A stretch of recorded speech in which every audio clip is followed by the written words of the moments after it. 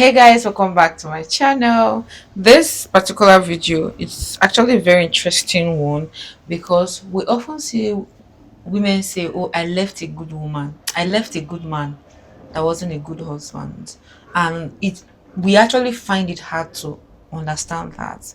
And in today's video, this lady is making sense of that.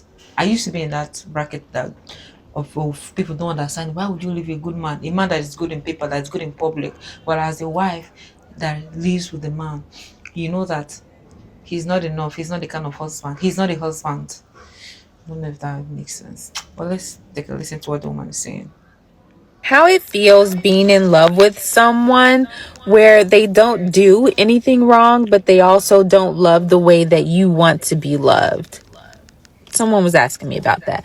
It's confusing because there's no big problem to point to, right? They're kind. They show up. They don't hurt you on purpose.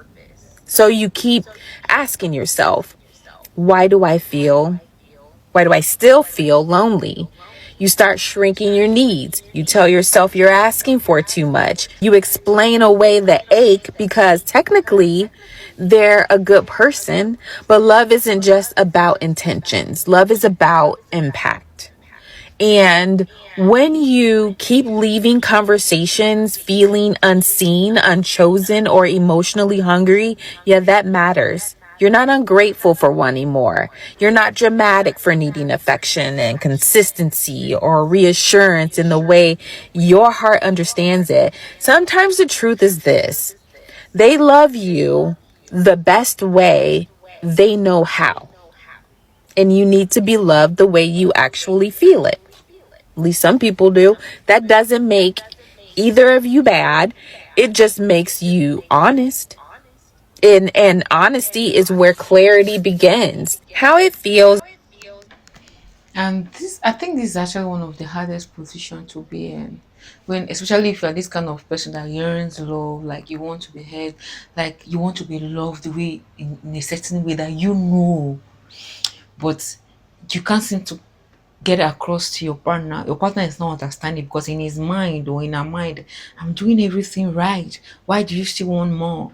But they're failing to see that the more you want is even the simple thing that you want, they can't even give you that simple thing because in their head they're doing the right thing.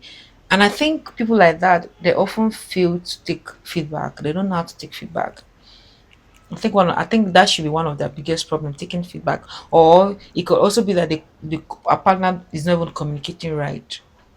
Communication too, communication is not communication until the person understand what you're saying. Do you get or what you're trying to pass across? So there's that too. I don't know if that makes sense. And why is it that it's hard for us to love people the way they want to be loved? Because I've heard people say, "Oh, my girlfriend should not tell me to do this because this is the one I want to do." I've actually heard people say that. But my wife should not tell me to do this because this is the one me I want to do. Meanwhile, you're forgetting the fact that this person is the one that will feel what you're doing. Why do we find it hard to love people the way they want to be loved? Is there an upbringing thing, or is it a mentality thing? Like, I really need us to talk about that. But let's check out the comments for a moment. My network, guys. Okay, too good to live. Too good to live, too bad to stay. The in between. And like you said, there are no big problem to point to. People will not understand you. You will not make sense to people actually. And she responded, that limbo right there, stuck between knowing it's not right but not ready to walk away. That's a hard place to be. Someone I said, they're a good person, they just weren't my person. Said exactly, both things can be true. Good person, just not your person. Yeah, it's true. There are people that are good, but when it comes to loving an individual, that's where the problem comes in. The TikTok need to stay out of my business. Ooh, so this one struck a chord. Had to leave him this year. Great guy, but I want to be loved, not acquaintances. Our relationship was friendly, but I can be friendly with anyone. I want to feel romance. You see what I'm saying? Especially this happens. This is usually very bad for people that are very romantic. People that are just that. They're not romantic. They just want that companionship. You can just give that semblance of it. They're okay. There are people like that, but there are also people that they genuinely want romance.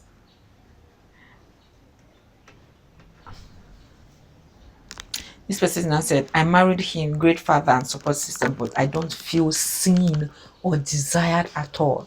I mean, you see, this is for me, this is actually a huge problem that people just don't see like that, like it's a problem. For me, it is. She now responded, that's what talking about. Not in a dramatic way, just honestly. Being a good father and a solid partner matters, and feeling seen and desired matters too. Sometimes people don't realize what's missing unless it's named. Start there gently. See how he shows up once he knows. That communication, communicate it right. And you know, we women often oftentimes we want our partner to assume or know what we are feeling or what we want without us communicating it. That's one of the biggest problem we have.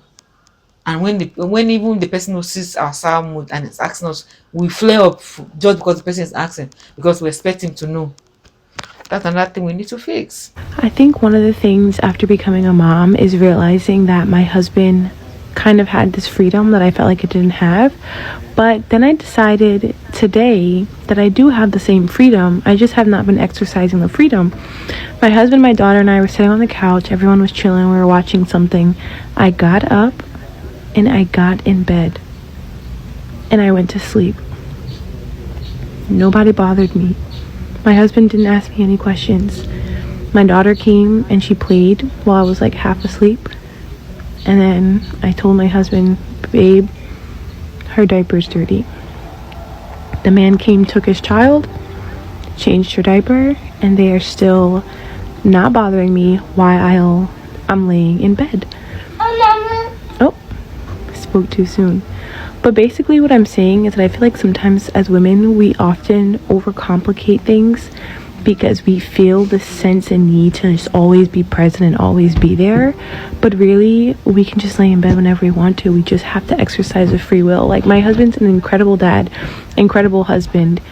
Yet I used to be like, oh my god, I can't just like go to nap, but like he gets to do it. Actually, I can. I think one of the things after becoming a mom.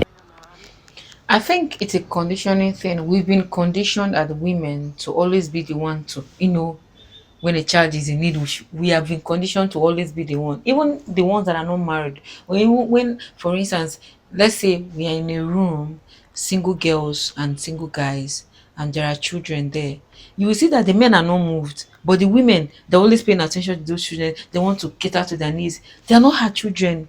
It's a conditioning thing, and at times, but a huge part of it comes with instinct. It's part of who we are as women. It comes with our nature.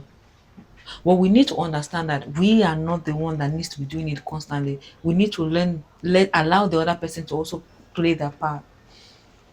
That's the mistake we also do. We want to be the one to do it all.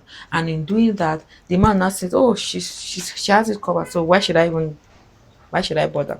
Do you get? It's the same reason why women think it's their right to go with the children once they say divorce.